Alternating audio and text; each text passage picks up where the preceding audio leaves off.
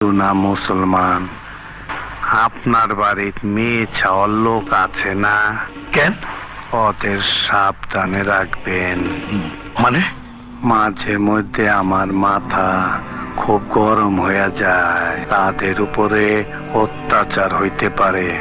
পিসাব আমারে হাইকোর্ট দেখাইবেন না, আমি মানুষে হাইকোর্ট দেখাই।